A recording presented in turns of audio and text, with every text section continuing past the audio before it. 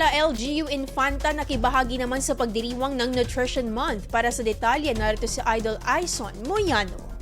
104.7 IFM Report.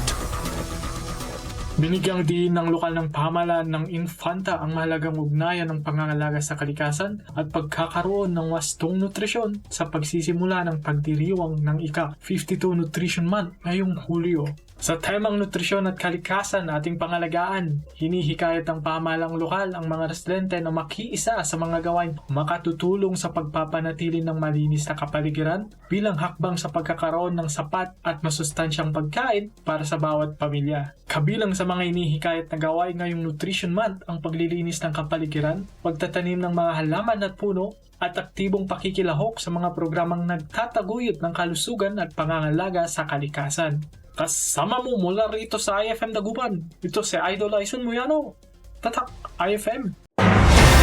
IFM News. IFM News. IFM News.